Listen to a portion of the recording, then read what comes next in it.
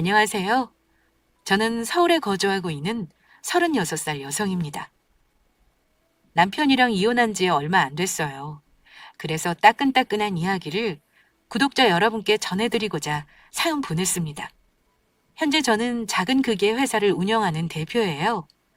이혼하기 전 시댁은 저의 능력에 빌붙어 살려고 발악하다가 제게 처참히 버려지게 되었습니다.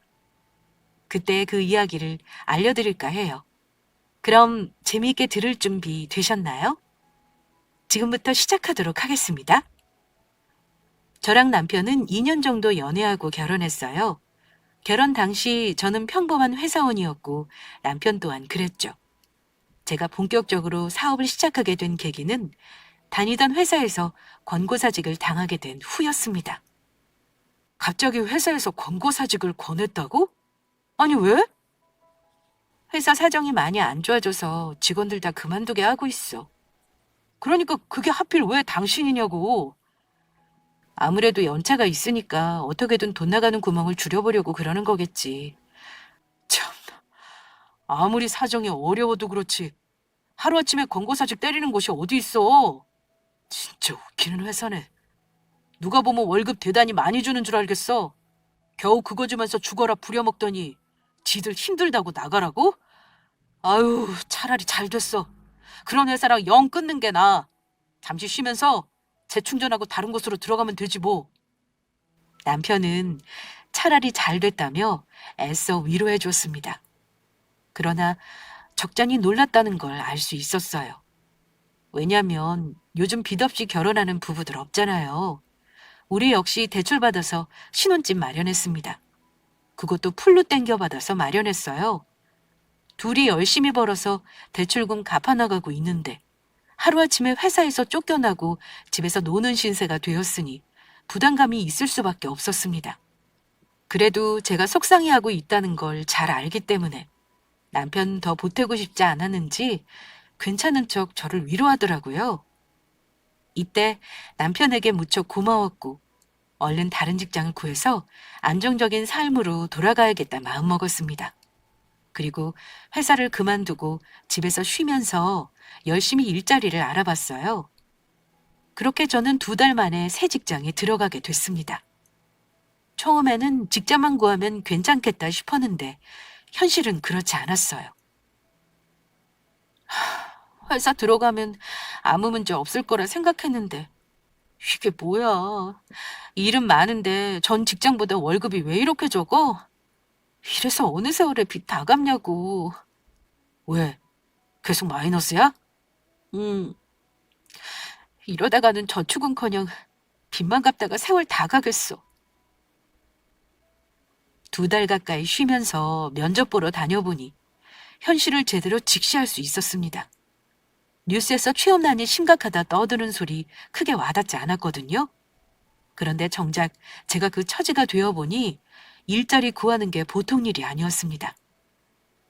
내가 갈 회사 하나 없겠어? 생각했던 게 큰 오산이었어요. 마음에 드는 회사가 있으면 뭐 하나요? 그 회사에서 저를 안 뽑아주는데. 그렇다고 다른 회사로 눈길을 돌리자니 마음에 안 드는 조건 투성이고 생각처럼 일이 잘 안 풀리니까 너무 답답하고 힘들었어요.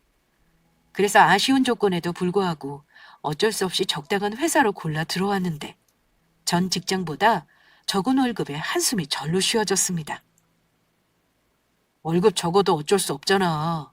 겨우 들어간 회사인데 감수해야지. 우리가 더 아껴 쓰면서 알뜰하게 생활하면 나아질 거야. 돈 계산할 때마다 한숨이 절로 쉬어졌습니다. 물론 남편도 저와 같은 마음이었겠지만 그래도 좋게 생각하자며 위로하더군요. 그렇게 남편과 저는 줄어든 수입만큼 허리띠를 바짝 졸라매며 생활해야 했습니다. 그러던 어느 날이었어요. 대학 시절 친하게 지내던 언니와 오랜만에 연락이 닿았고 만나서 이런저런 이야기를 나누다가 직장을 옮긴 것에 관해 말하게 되었죠. 그러자 언니가 곰곰이 듣더니 이렇게 말하더군요. 괜히 뉴스에서 떠드는 게 아니야. 요즘 일자리 구하는 거 만만치 않다니까. 연봉이고 뭐고 적당한 수준 구하는 것도 힘들어. 그뿐이야? 어렵게 취직하면 뭐하니? 돈은 쥐꼬리만큼 주면서 뽕을 뽑으려고 하잖아. 그래서 난 이번에 때려치웠어. 그렇게 일할 바에는 차라리 내가 한번 해봐야겠다 싶어서. 불안하게 언제까지 K 직장인으로 살 수는 없잖아. 그게 무슨 소리야? 언니 회사 그만뒀어? 아니 왜? 그래도 알아주는 회사인데. 알아주면 뭐하니? 내가 죽을 판인데. 상사들 비 맞추는 것도 못 해먹겠고 더럽고 치사해서 그냥 질러버렸지 뭐. 언니도 정말 대단하다. 그래서 앞으로 어쩌려고? 어쩌기는 말했잖아. 내가 한번 해본다고. 사업이라도 하게? 못할 게 뭐 있겠어? 물론 자리 잡는 데까지 힘들겠지. 시행착오도 많이 겪을 것이고. 그런데 다 그러면서 크는 거 아니겠어? 어찌됐든 좋은 경험이 될 거라 생각해. 한 번 사는 인생 떨어지는 현실만 보고 살기 아쉽잖아. 도전해보는 것도 다 피와 살이 되겠다 싶어서 바로 사표 냈지. 그래서 말인데 나랑 같이 일해보지 않을래? 너랑 같이 동업하고 싶어서 연락한 거야. 동기들한테 들어보니까 너 전 회사 사정 안 좋아서 권고사직 당했다며? 네 정도 실력에 회사원이면 재능 낭비지. 너 기획력 끝내주잖아. 아이, 내가 무슨 그 정도 아니야.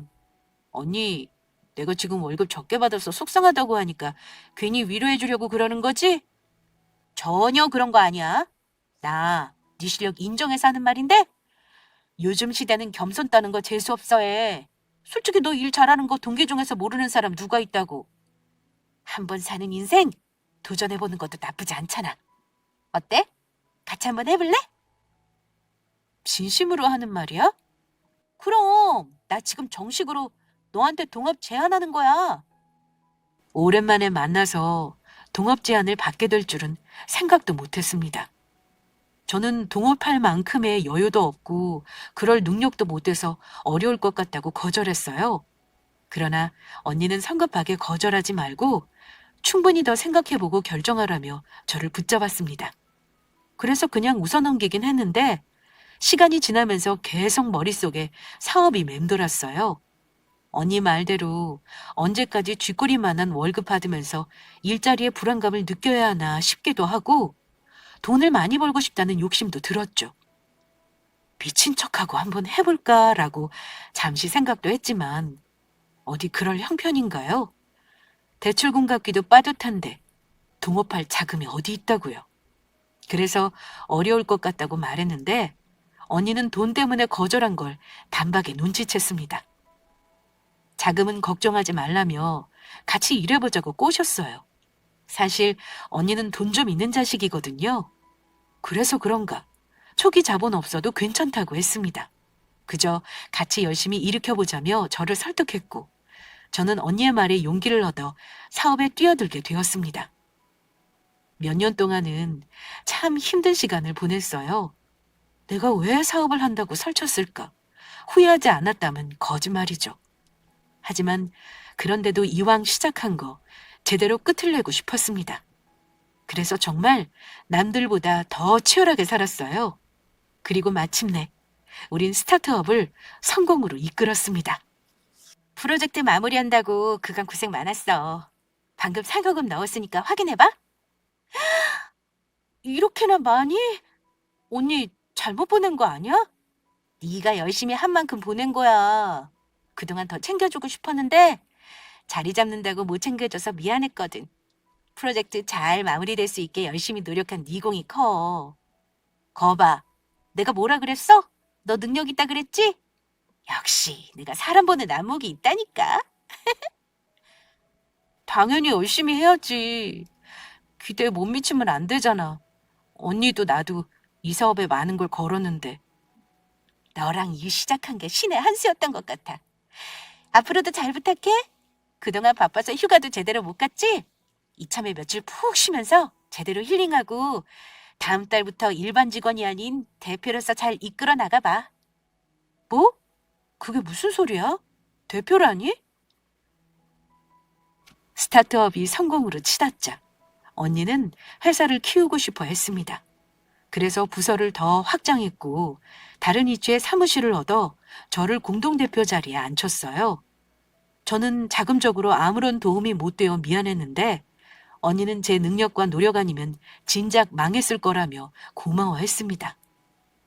생각지도 못한 자리에 앉혀지게 되니 낯설고 부담감이 말할 수 없을 만큼 컸지만 싫지 않더군요. 제가 언제 대표가 되어보겠어요? 이게 다 언니 덕이죠. 언니는 돈, 저는 능력. 둘이 모이니 시너지가 극대화되면서 성공할 수 있었던 것 같네요. 아무튼 저는 더 열심히 일할 힘이 생겼고 그렇게 지금의 대표가 되었습니다. 확실히 대표가 되니까 가져가는 돈도 더 많아지면서 여유로운 삶을 살 수 있게 되었어요. 그러던 어느 날이었습니다. 하루는 시모가 연락도 없이 회사에 찾아왔어요.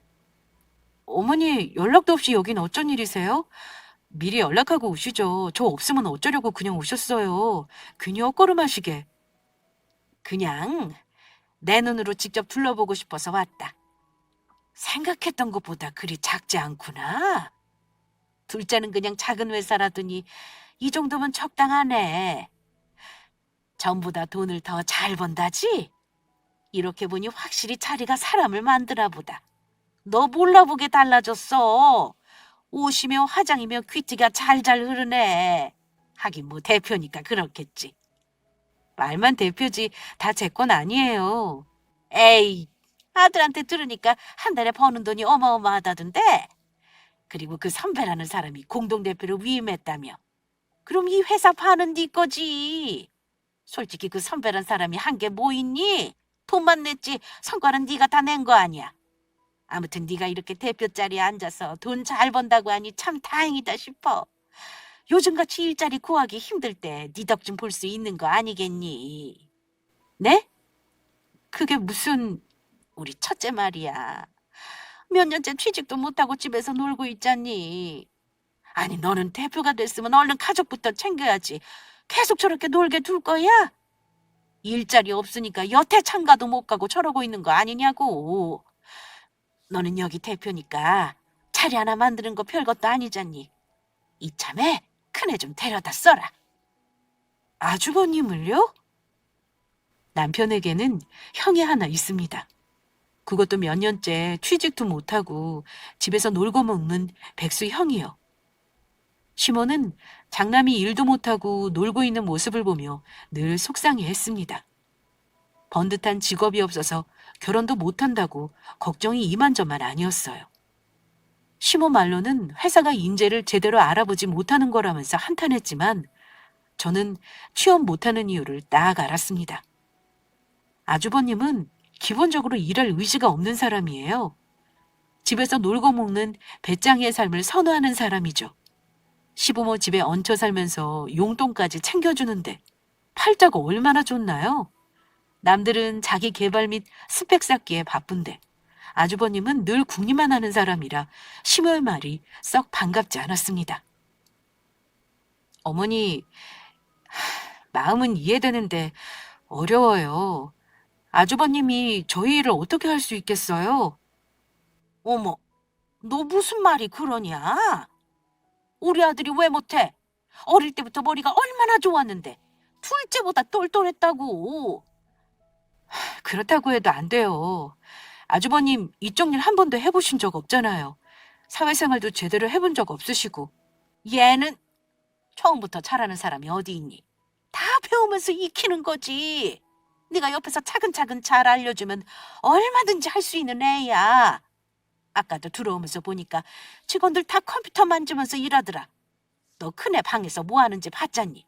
걔가 컴퓨터를 얼마나 잘 다루는데. 어머니, 그건 게임이잖아요. 저희 직원들은 자격증을 딴 전문가들이에요. 컴퓨터로 게임만 하는 아주버님이 어떻게 일한다고 그러세요? 아유, 그러니까 네가 차근차근 알려주라니까. 얘는 왜 해보지도 않고 이래. 어쨌거나 게임을 하는 것도 기본적으로 컴퓨터를 다룰 수 있다는 거 아니겠어? 글쎄, 게임과 업무적인 건 별개라니까요. 어머님보다 덜하겠지만 저도 아주버님 생각하면 안타까워요. 하지만 아주버님이 일할 수 있는 조건이 아닌데 무턱대고 취직시키는 건 안 돼요. 다른 직원들에게 업무적으로 피해를 줄 수도 있고 형평성에 어긋나잖아요. 다른 사람들은 모두 면접 보고 절차대로 들어왔어요. 가족이란 이유로 특혜를 주면 직원들 보기 부끄럽잖아요. 무엇보다 중요한 건 아주버님이 우리 회사에서 일할 수 있는 능력이 안 되시고요. 아니, 너 그렇게 안 봤는데 참 깐깐하게 나온다. 대표식이나 되면서 자리 하나 만드는 게 뭐 그리 힘들다고 직원들 눈치까지 봐야 해. 네가 만들면 만드는 거지. 그리고 사람이 융통성이란 게 있어야지. 첫째가 잘하는 일로 자리를 하나 만들어주면 되는 거잖니. 그렇게까지 해서 채용하고 싶지 않아요. 회사에 이득 볼 게 없잖아요. 아까도 말씀드렸지만 정식 대표 아니에요. 같이 일 시작한 언니가 대부분의 집은 다 갖고 있고 저는 그냥 대표 자리에만 앉아서 언니 대신 이 사무실 관리하는 것뿐이에요. 그 언니란 사람이랑 친하잖아. 네가 다 일으킨 회사인데 언니 눈치 볼 거 뭐 있어. 막말로 쥐도 양심에 찔리니까 사무실 하나 만들고 너 대표 자리에 앉힌 거 아니겠니? 아, 그러지 말고 내가 이렇게 부탁하마. 여유가 안 되면 모를까. 이렇게 대표 자리에 앉아서 회사 하나 굴리고 있는데 모른 척하면 안 되지. 한 가족끼리 매정하게 이러지 말자. 그래도 우리 집안 장남인데 언제까지 저러고 있을 수만은 없잖아. 번듯한 직장이 있어야 결혼도 할 수 있고. 안 그래? 가족끼리 서로 힘들면 도와주고 끌어주는 거다. 제발 네가 우리 첫째 좀 도와줘. 내가 이렇게 부탁할게. 몇 번이고 안 된다고. 이건 제가 어떻게 할 수 없는 부분이라고 설명했지만 시모는 막무가내였습니다. 급기야는 제발 부탁이라며 제 손을 꼭 잡더군요. 그래서 우선 나중에 다시 이야기하자며 겨우 돌려보내고 집에 돌아와서 남편에게 이 사실을 말했습니다. 그러자 남편 역시 시모와 같은 소리를 해댔어요. 엄마가 회사까지 찾아가서 그런 말을 했어? 그래, 어찌나 부탁하시던지 난처해서 혼났다니까. 더 이상 내가 말하는 건 무리야. 도저히 들을 생각을 안 하셔. 그러니까 당신이 나 대신 잘 좀 말씀드려줘. 나보다는 당신이 더 사실적으로 말할 수 있잖아. 당신이 왜 안 된다고 하는지는 알겠는데 진짜 안 되는 거야? 아니 남도 아니고 우리 형인데 그냥 자리 하나 만들어주면 안 되나? 엄마 말대로 그래도 대표인데 직원들 눈치 볼 게 뭐 있어. 당신이 채용하면 채용하는 거지. 정 그게 걸리면 비밀로 하고 채용하면 되는 거 아닌가? 직원들이 알 게 뭐야. 비밀로 하면 시댁 사람인지 어떻게 알겠냐고. 그걸 말이라고 해? 비밀로 하든 공개하든 회사에서 일할 수 있는 능력이 안 되잖아. 아니 뭐 자격증을 따놓고 어느 정도 공부해서 준비한 다음에 부탁하면 모를까. 능력도 안 되면서 그냥 자리 하나 내놓으라고 생떼를 부리는 거랑 뭐가 달라? 그러니까 당신이 잘 생각해서 자리 하나 만들면 되지. 전문적인 일 말고 형이 충분히 할 수 있는 쉬운 일을 주면 되잖아. 당신 설마 선배 눈치 보여서 그런 거야? 아니 눈치 볼 게 뭐 있어. 엄마 말대로 그 회사 당신이 키운 거잖아. 다른 사람도 아니고 당신 부탁인데 그거 하나 못 들어줄까? 누가 어머님 아들 아니랄까 봐 어떻게 둘이 똑같은 소리를 할까? 나랑 2년 연애하고 결혼까지 한 사람이 아직도 날 그렇게 몰라? 나 공과 사 철저하게 구분하는 사람이야. 가족이고 뭐가 얽혀있는 관계로 자리 하나 턱 내주는 사람 아니라고. 물론 능력 있는 사람이라면 얼마든지 채용할 수 있어. 하지만 아주버님은 그런 주제가 못 되잖아. 아, 됐어. 당신한테 괜히 말한 것 같아. 나 대신 어머님께 잘 좀 전해달라고 말 꺼낸 건데 어머니랑 똑같은 소리만 해대네. 그냥 내가 알아서 말씀드릴게. 아이씨, 뭘 그렇게 심각하게 받아들여. 그러지 말고 그냥 자리 하나만 만들어주라. 우리 형 불쌍하잖아. 엄마 말대로 결혼을 해야지. 그렇게 집에서 놀고만 있는데 누가 시집 오고 싶겠어? 그걸 왜 나한테 해결하래? 어머님도 그렇고 당신도 참 답 없다. 그렇게 걱정되면 나한테 이러지 말고 당장 형한테 가서 정신 차리라고 따끔하게 한마디 해. 그게 맞는 거 아니야? 그렇지 않나요? 저한테 이럴 문제가 아니잖아요. 어머님은 본인 아들 오냐오냐한 잘못이고 남편은 하나뿐인형 나몰라라 내버려 둬놓고 모두 저만 바라보며 손가락 빨고 있는 꼴이 우스웠습니다. 아니, 너무 어이가 없더라고요. 그래서 시모한테 못한 말까지 남편한테 다 풀어내고 그냥 이 일에 관여하지 말라고 했습니다. 시모가 뭐라고 해도 옆에서 부추기지 말고 조용히 하라고 했어요. 조금이라도 관여한다면 가만두지 않겠다는 으름장과 함께요. 그렇게 저는 차차 시모에게 잘 말하려고 상황을 보고 있었습니다. 그러던 어느 날이었어요. 하루는 밖에서 일을 처리하고 사무실에 복귀했는데 귀에 익은 목소리가 들렸습니다. 내가 여기 쭉 지켜보니까 다들 컴퓨터 앞에 앉아서 두들기만 하던데 늙은 내가 봐도 그리 어려워 보이지도 않고 말이야. 나보다 젊은 우리 아들은 더 빨리 배울 수 있겠는데? 아가씨, 이건 뭐예요? 배우는 거 별로 안 어렵죠? 아니, 내가 우리 며느리한테 차리 좀 하나 만들어 달라고 했거든. 우리 첫째가 할 수 있는 일 말이야. 그런데 계속 안 된다고 고집을 피우더라고. 명색의 시아주버님인데 할 수 있는 게 없다고 무시하면서 말이야. 그런데 내가 쓱 보니까 충분히 하고도 남겠어. 안 그래요? 배우면 금방 할 수 있는 거잖아. 그렇죠? 아, 참, 저기 총각. 나 목이 좀 말라서 그런데 시원해 커피 좀 한 잔 부탁해요. 그리고 다음에는 내가 여기서 알아서 커피 좀 타오고 그래. 우리 며느리가 여기 대표잖아. 그럼 나한테 더 깍듯하게 대해야지. 안 그래? 참 기가 막힐 노릇이었습니다. 회사에 들어가 보니 시모가 직원들 사이를 왔다 갔다 하며 이것저것 간섭하고 있더라고요. 그러면서 제가 본인 아들 취직시켜 줄 것처럼 이상한 소리나 해대고 대접받으려고 하는 꼴에 경악을 금치 못했습니다.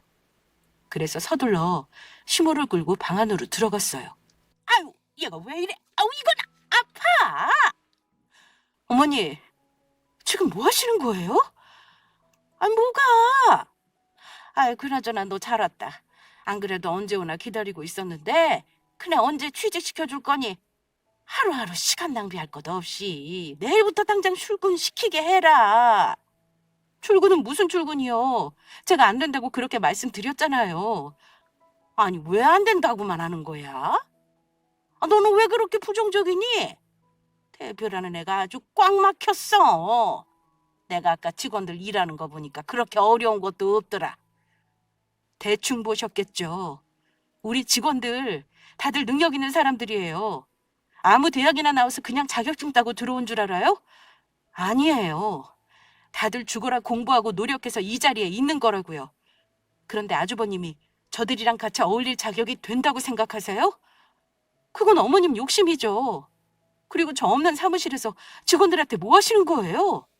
어머님, 이러시면 업무 방해돼요. 거기다 제 체면은 어떻고요? 어머님 때문에 부끄러워서 직원들 얼굴을 어떻게 보냐고요. 제가 되도록 좋게 말씀드리려고 했는데 이렇게까지 하신다면 안 되겠네요.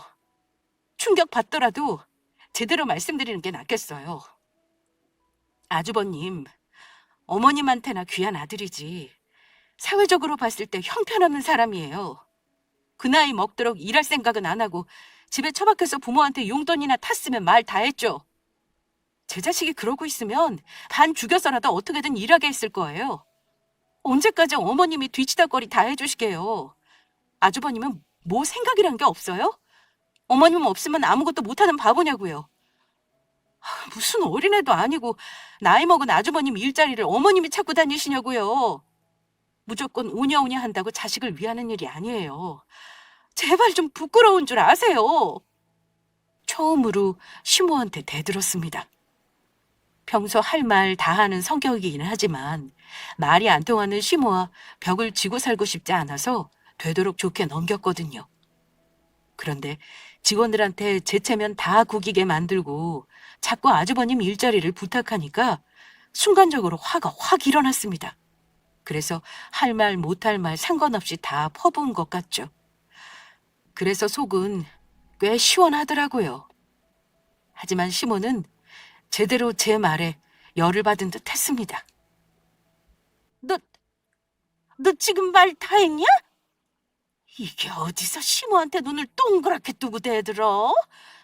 네가 뭔데 우리 아들을 무시해? 정식 대표도 아니면서 그깟 대표 자리 하나 믿고 까부나 본데. 정신 차려 이거사. 시어미가 이렇게 부탁하니까 네가 뭐 대단한 사람인 양 착각이라도 되냐? 그래봤자 바지 사장 주제. 어디서 시어머니한테 버릇없이 대들어? 너 이렇게 싸가지 없는 거 네 직원들도 다 알아? 이딴 것도 상사라고 모시는 직원들이 불쌍하다. 하나를 알면 열을 안다고 이렇게 못돼 처먹은 널 누가 믿고 일하겠어? 시모는 흥분을 주체하지 못했고 갑자기 대표실의 문을 덜컥 열더니 직원들을 향해 소리쳤습니다. 이보세요들. 일 못하고 놀고 있는 우리 큰애. 지한테는 아주버님인데 나 몰라라 하고 싸가지 없게 말하는 거 들었죠? 이렇게 예의 없고 지밖에 모르는 사장 뭘 믿고 일합니까? 그냥 다 때려치우세요. 나라면 이런 직장 안 다니고 말지. 지가 대표면 다야. 바지 사장인 주제. 내가 너 언제까지 대표질 하나 두고 볼 거야. 가족 힘들 때 모른 척하면 천벌 받는다. 시모는 직원들 앞에서 악다구니를 쓰며 저를 한없이 깎아내렸습니다. 그리고는 씩씩거리고 나갔어요. 저는 정말 얼굴을 들고 있을 수 없을 정도로 너무 수치스럽고 부끄러웠습니다. 회사가 무슨 놀이터도 아니고 엄연한 직장이며 제가 사회생활하는 곳이잖아요. 대표로서의 체면도 있고요. 그걸 산산조각 낸 시모가 너무 싫더군요. 일도 못하게 회사까지 와서 다 엉망으로 만들어 놓나 원망스럽기까지 했습니다. 그래서 그날 일할 기분도 아니고 해서 일찍 퇴근하고 집에 와서 한참을 엉엉 울었어요. 그리고는 퇴근한 남편을 붙잡고 시모 이야기를 막 퍼부었죠. 그러자 남편은 불난데 기름 붓는 말을 툭 던졌습니다. 그러게 그냥 일자리 하나 만들어주면 될 걸 왜 일을 크게 만들었어? 뭐라고?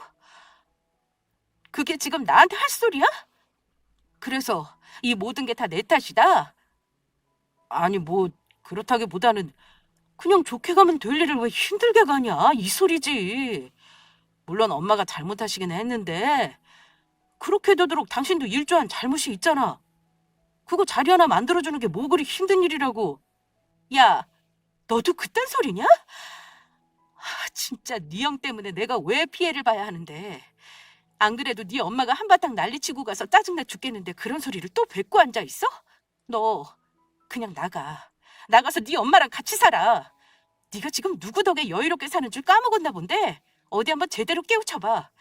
다 꼴보기 싫으니까 당장 나가라고. 시모 때문에 열이 받을 대로 받은 상태에서 남편 놈까지 저딴 막말을 내뱉으니까 감당할 수 없을 정도로 화가 났습니다. 그래서 그날 꼴도 보기 싫다며 남편을 쫓아냈고 차랑 카드까지 싹 압수했어요. 그러자 상황 파악이 됐는지 그제야 무릎 꿇고 싹싹 빌더군요. 그러면서 시모한테 체면 상하게 회사에서 왜 그랬냐고 난리치면서 빠른 태세 전환을 보여줬습니다. 며칠 동안 싹싹 빌면서 잘못했다고 다시는 그런 일 없을 거라며 봐달라고 하길래 조건을 걸었어요. 좋아. 대신 조건이 있어. 나 되도록 어머님 보고 싶지 않아. 얽히지 않게 당신이 가운데서 좀 잘 처신해줘. 확실하게 막아주겠다고 약속하면 이번 일 없던 일로 넘어갈게. 그래, 알겠어. 나만 믿어. 그게 뭐 어려운 거라고. 내가 아주 빈틈없이 싹 막아줄게. 우리 엄마 보기 싫으면 평생 안 보고 살아도 돼. 남편은 걱정하지 말라며 자신 있게 말했고 저렇게 저는 남편을 용서하게 되었습니다. 그리고 시모를 상종하지 않고 살게 됐어요. 연락처까지 차단하니까 시모와 엮일 일이 없더라고요. 물론 남편은 성실하게 가운데서 잘 막아주며 약속을 지켜줬습니다. 그렇게 1년이란 시간이 흘렀어요. 하루는 여유롭게 주말을 보내며 쉬고 있는데 남편이 오랜만에 데이트 좀 하자며 나가자고 하더군요. 그래서 모처럼 기분 전환이나 할까 싶어 알았다고 했죠. 한껏 꾸미고 남편과 차를 타고 이동했어요. 그리고 40분을 달려 한 아파트 단지에 들어섰습니다. 여기가 어디야? 여기 새로 지은 아파트잖아. 여기서 데이트하려고? 가보면 알아. 남편은 차를 주차한 다음 저를 데리고 한 아파트 동으로 들어갔습니다. 그리고는 엘리베이터를 타고 16층을 누르더군요. 저는 그런 남편의 행동을 이해할 수 없었죠. 오랜만에 데이트하는구나 싶어 기대했는데 새로 지은 아파트를 오니까 뭔가 이상하다 싶었어요. 그리고 이내 남편이 저를 이곳으로 데려온 목적을 알게 되었습니다. 왔냐? 어머니가 여긴 왜? 남편을 따라 16층에 있는 집 안으로 들어갔어요. 그리고 그곳에서 우리를 반기는 시모의 얼굴이 보였습니다.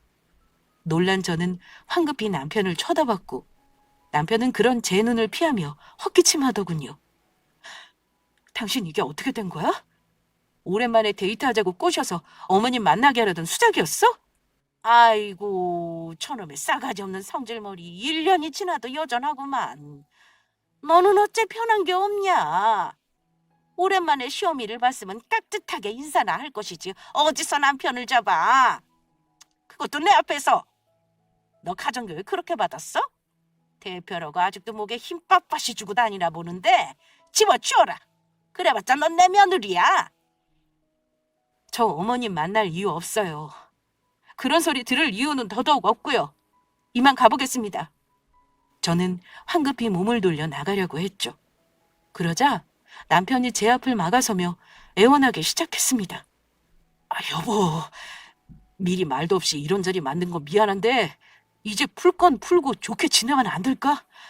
엄마도 당신한테 아주 미안하게 생각하고 계셔. 이제 그만 마음 풀고 다시 전처럼 잘 지내보자. 어머님이 미안하게 생각하신다고? 당신 정말 그렇게 생각해? 너 자식 맞니? 어쩜 나보다도 어머님을 몰라. 절대 미안하게 생각하실 분 아니야. 그래, 길게 설명할 것 없이 잘 알고 있다니 다행이네. 그럼 바로 본론으로 들어가마. 기인이 할 말이 있어서 여기 오라고 했다. 이 집 새로 지은 신축 아파트를 아주 잘 빠졌어. 이 정도면 둘이 살기 딱 적당하지. 네가 그렇게 무시하던 우리 장남 드디어 장가간다. 아주버님이요? 그래, 일자리 없으면 장가고 뭐고 평생 혼자 살다 늙어 죽을 줄 알았지? 천만에. 우리 아들 그깟 직장 없어도 얼마든지 결혼할 수 있어. 이거 왜 그래? 아무튼 이 집이 첫째네가 살 신혼집이야. 마음 같아서는 당장 사주고 싶은데 그럴 형편은 못 되고, 그렇다고 너한테 사달라고 하기도 싫고 해서 그냥 월세로 얻었어. 월세요? 아니, 신축 아파트를 무슨 월세로 얻어요? 한 달에 나가는 돈을 어떻게 다 감당하시려고요? 아, 그럼 어떡해. 집 안 구해오면 예비 사돈이 귀한 딸 못 준다는데. 그래서 그냥 월세라도 구했지 뭐. 보증금은 우리가 어떻게 마련했고 매달 200만 원씩 월세로 내기로 했다. 그러니까 그 200 앞으로 네가 맡아서 내다오. 뭐라고요? 어머니, 지금 제정신으로 하시는 말씀이세요? 제가 그걸 왜 내요? 아, 그럼 누가 내? 직장도 없는 내 아들이 내냐? 아무 집이나 대충 구하면 형편없다고 결혼 안 시키려 들 텐데 이 정도 구색은 갖춰야 할 거 아니야. 그렇다고 살 형편 못 되니 네가 도와주는 수밖에 더 있어? 그러기에 1년 전에 그때 진작 취직해줬으면 얼마나 좋아. 그럼 내가 너한테 이런 부탁하겠어? 그때 도와줬으면 더 빨리 결혼할 수 있었을 거다. 너 때문에 1년이나 미뤄진 거니까 책임지고 맡아서 200씩 내. 그리고 첫째 요즘 면접 보러 다니고 있으니까 조만간 좋은 소식 있을 거야. 결혼하면 들어갈 돈이 얼마나 많은데 월세 내면 뭐 얼마나 남겠어? 얼른 돈 모아서 애도 낳고 잘 살아야 할 거 아니야. 넌 대표고 돈도 잘 버니까 그깟 200만 원 우습잖니? 그래서 보자고 하신 거군요. 역시 이럴 줄 알았어. 봐, 이게 미안하게 생각하는 사람이 할 수 있는 소리야? 사과할 마음이 있었으면 더 일찍 했겠지. 1년 지나서 만나자는 거 꿍꿍이가 있어서 이러는 거라고. 결국은 돈 때문이었어. 취직시켜달라고 귀찮게 하더니 이제는 뭐? 나더러 200만 원을 내라고? 어머니, 되지도 않는 소리를 참 뻔뻔하게 잘하시네요. 저한테 뭐 돈 맡겨놓으셨어요? 그래요. 어머님 말씀처럼 200만 원 별것도 아니에요. 그런데 아주버님한테 주는 거라면 아까워서 실례요. 그냥 어머님이 200만 원 내세요. 여태 품 안에 자식처럼 끼고 살면서 오냐오냐 키우셨잖아요. 지금까지 그래온 거 죽을 때까지 평생 챙겨주면 되겠네요. 뭐야? 겨우 바지 사장 주제 어디서 객기를 부려? 돈 잘 번다고 지금 유세 떠냐? 건방진년 같으니라고. 바지 사장이 뭐 어때서요? 바지 사장이라고 무시하지 마세요. 이게 뭐 아무나 할 수 있는 줄 알아요? 저 이 악물고 일해서 이 자리에 오른 사람이에요. 이틀 동안 잠 못 자는 건 기본이고 밥까지 쫄쫄 굶어가면서 일만 했다고요. 그렇게 올라온 자리고 어머님 아들보다 일반 직장인들보다 훨씬 많이 벌면서 떵떵거리고 잘 살고 있어요. 그러니 함부로 말하지 말라고요. 아이고, 바지 사장도 사장이라고 꼴에 자존심 부리기는. 그래봤자 넌 한순간이야. 그 선배란 사람이 마음 바뀌어서 쳐내면 끝장이라고. 그러니까 많이 벌 수 있을 때 가족한테 최선을 다하란 말이야. 나중에 쫓겨나서 쪽박차면 우리가 봐줄 것 같아? 네가 매정하게 군 만큼 우리도 널 버릴 거다.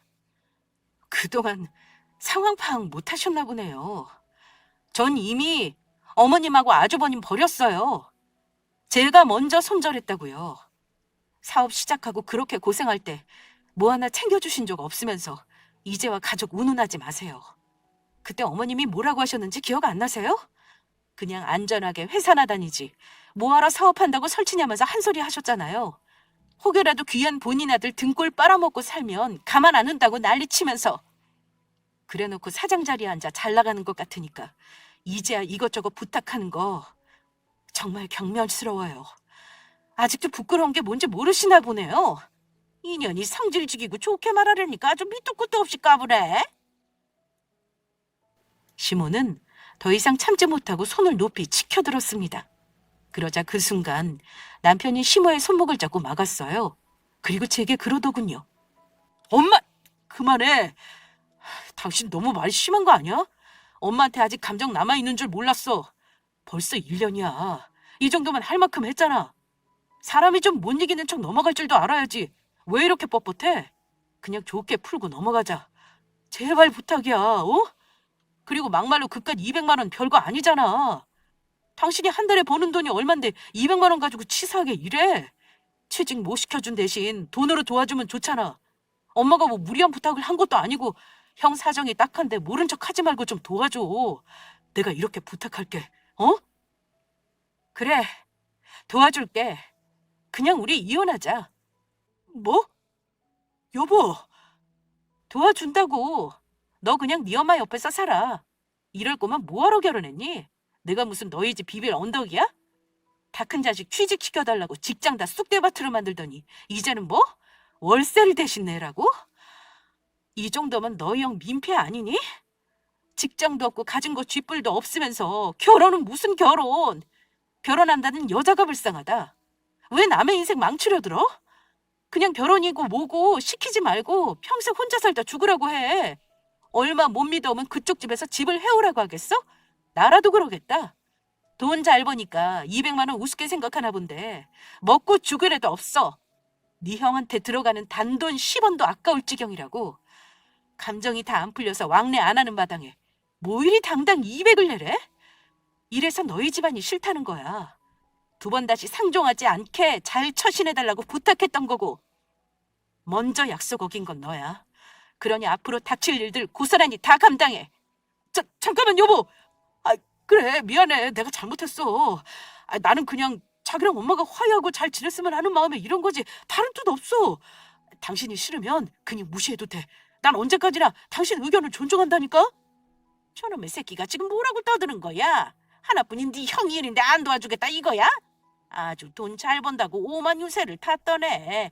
하늘 같은 남편 꽉 쥐어잡고 잘하는 짓이다. 넌 저게 뭐라고 짤짤매고 있어? 엄마 좀 조용히 좀 해. 그렇게 내가 월세 내는 거 어려울 거라고 했잖아. 자리 만들어줬으면 좋게 말해서 해결할 것이지 뭐하러 긁어부스럼을 만들어. 이게 다 엄마 때문이야. 나 이혼당하면 엄마가 다 책임져. 남편은 시모를 탓하고 시모는 못난 남편을 흉잡으며 서로를 물어뜯었습니다. 저는 그런 둘에 질려서 그냥 집으로 휙 돌아왔어요. 그리고 남편의 짐을 모조리 싸서 밖으로 내놨죠. 물론 집 비밀번호도 바꿨고요. 그렇게 우린 이혼했습니다. 아니, 정확히 말하면 남편이 제게 이혼당했죠. 저한테 기대서 편하게 살려다가 제대로 쪽박찬 꼴입니다. 그리고 아주버님 역시 결혼이 엎어졌다고 들었어요. 그 나이 먹도록 모아놓은 돈도 없고 직장도 없는 사람, 미치지 않고서야 누가 결혼하려 하겠습니까? 아무튼 저는 돌싱의 몸으로 자유를 만끽하며 일에 더 몰두하고 있어요. 저의 새로운 시작 많이 응원해 주세요. 그럼 지금까지 긴 사연 들어주셔서 감사합니다.